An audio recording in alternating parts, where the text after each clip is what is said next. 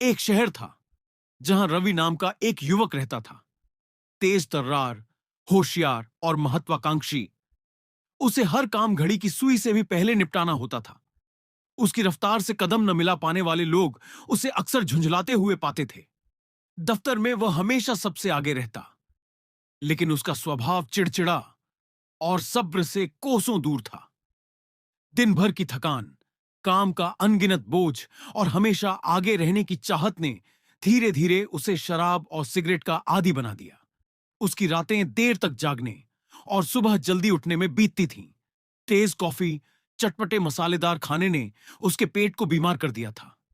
पेट दर्द, गैस और कब्ज, यह उसकी रोजमर्रा की कहानी बन गई थी।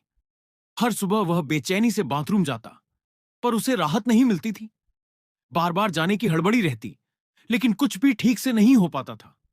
उसका परिवार अक्सर उससे कहता, रवि, थोड़ा आराम करो, लेकिन वह गुस्से से फट पड़ता, मेरे पास इन सब बकवास के लिए वक्त नहीं है।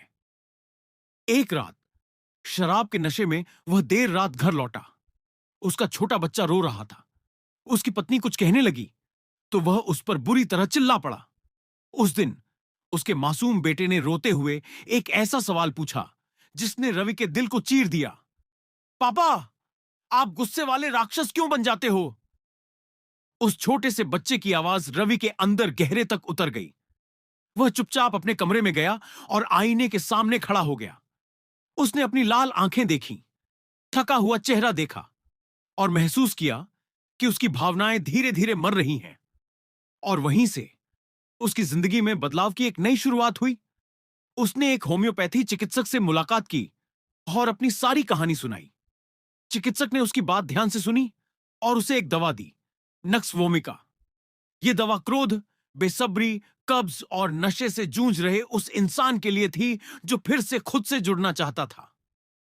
धीरे धीरे नक्स वोमिका के असर से रवि का शरीर भी सुधरने लगा और उसका मन भी शांत होने लगा।